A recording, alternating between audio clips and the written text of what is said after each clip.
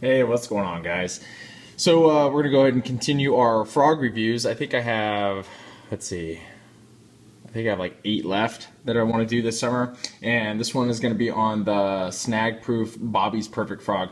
I think the Bobby's Perfect Frog is a little bit more well-known over here on the West Coast. The Ish's Fat Frog is probably the one that people gravitate a little bit more towards as far as a frog that's made by snag proof. This is the Ish's Fat Frog here, and then this is the Bobby's Perfect Frog. There's some obvious differences between these two frogs, and even more obvious one from the way they perform on the water.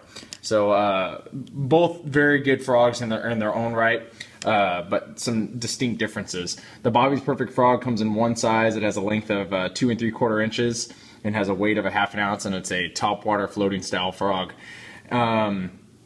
Now, the similarities obviously being that they're both from snag proof, but some of the other similarities that they have are they both have this this inner tube technology on them.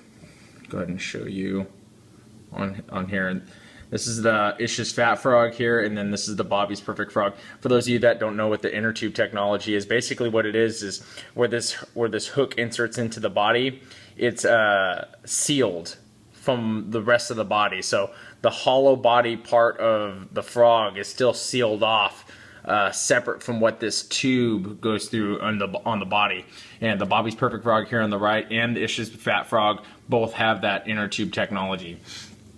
I don't think Bobby's Perfect Frog has a popping style version. I think that they only have this standard style. But the noticeable difference that you'll see is where the legs come out. The Ish's Fat Frog is a frog that promotes more of a walking cadence with the legs going straight out the back, because the legs going out the back help reduce the resistance on the side, which when you pop it, help it promote that side-to-side sachet by not having any resistance on the side. Or the Bobby's Perfect Frog is more of a traditional style frog. I personally prefer a frog that has the legs coming more at the side, because I like the way that they present in the water. I feel like, now, regardless of whether or not this is factual or not, I like the way that this presents better than this one in the water, because of the fact that, to me, it looks more like a frog. Everybody knows that that in bass fishing, if you have confidence in a lure, you'll use the lure more often, and you will use the lure more effectively. So confidence plays a big deal into the type of lure that you use. And for me, I personally like the style of frog that the Bobby's Perfect Frog has to offer over the Ish's Fat Frog. Now, the Ish's Fat Frog is a wonderful frog, and a lot of people out there like to walk frogs. I'm not one of those people. I'm probably like a 5%er. Like a 5%er meaning that I will make my frog sashay from side to side or walk 5% of the time, just because I feel like it's not necessary, especially when you're working a frog in mats or heavy vegetation. For me, it's just effective just to kind of pop it along. So, and the Ish's Fat Frog is one of those frogs that really promotes that walk. Now, with that being said, another similarity that these frogs both have is same style of rattling system in them.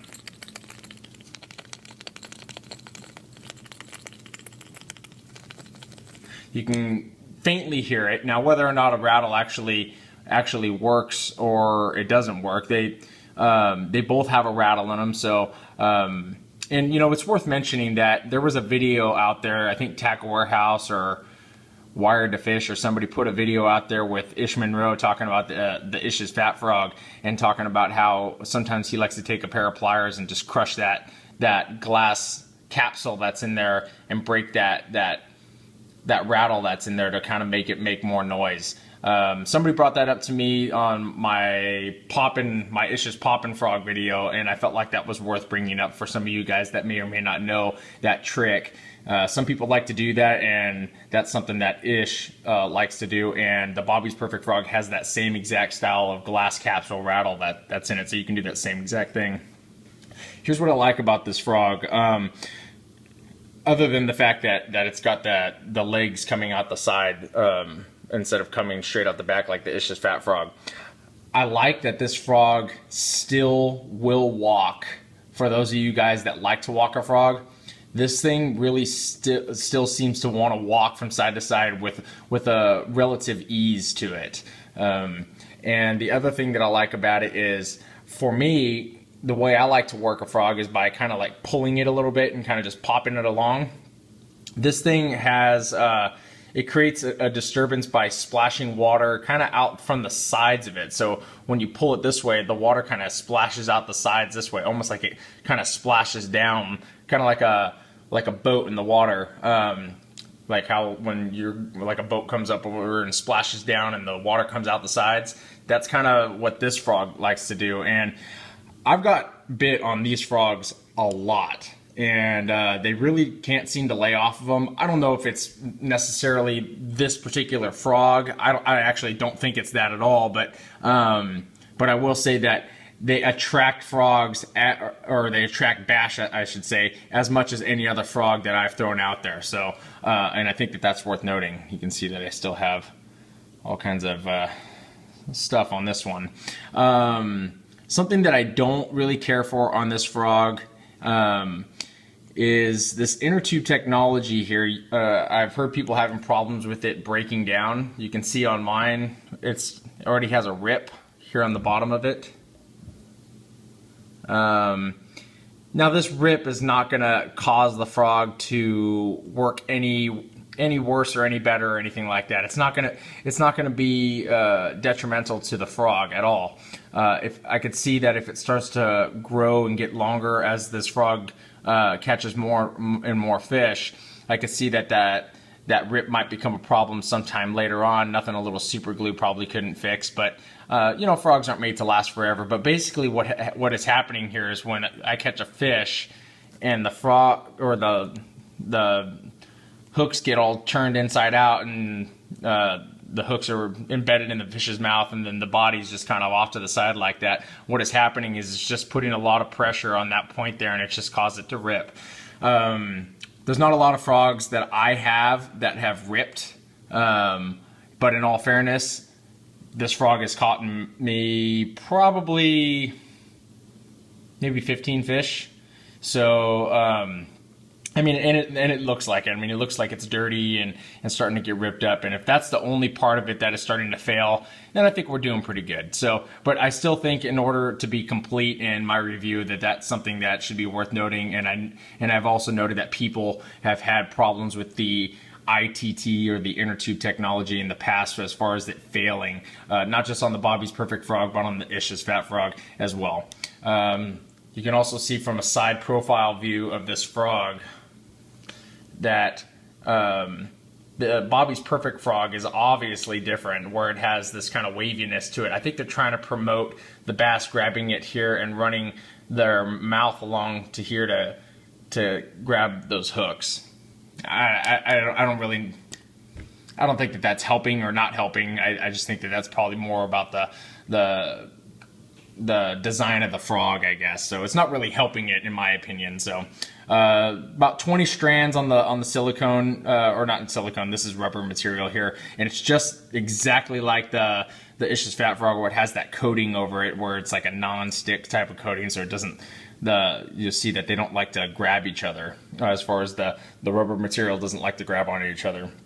You can see some of the strands on mine are cut and ripped off already from bass coming up and smashing the hell out of it. So I really like this frog a lot, you guys. It's not very expensive. Tackle Warehouse has it for $7.59. So I mean, it's not the cheapest frog in the world, but it's definitely not the most expensive one out there. So I really like the frog a lot. It casts really well. It doesn't sink. The inner tube technology definitely works as far as it helping the frog keep water out of the internal cavity. So I really like the frog. Jury's still out for me on whether or not I like it 100% better than the Ish's Fat Frog. I know I said I like the style of the frog better, but the Ish's Fat Frog is a producer, and it's a well-known producer.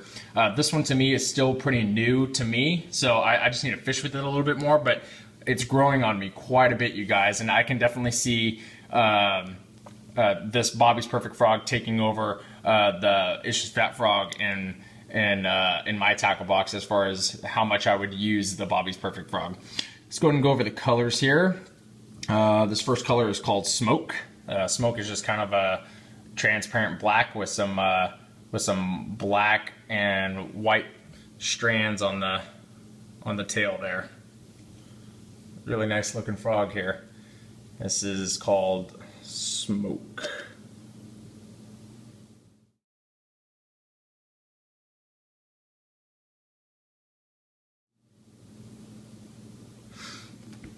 And this next color here is called Florida Bass.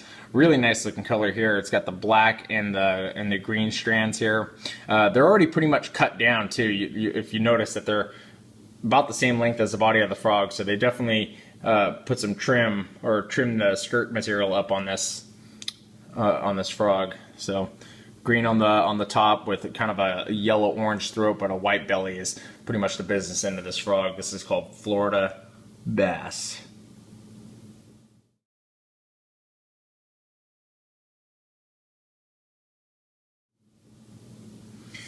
All right, guys, so there's a review of the Bobby's Perfect Frog, excuse me.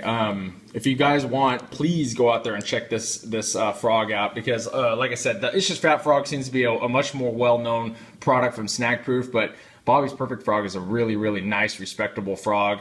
I think it's about $1.50 cheaper, too, so check it out. If you guys like the video, please hit the like button down there in the lower left corner right over here. Appreciate that, and stay tuned for the next review. I've got a couple more frog reviews coming out right after this one, so stay tuned.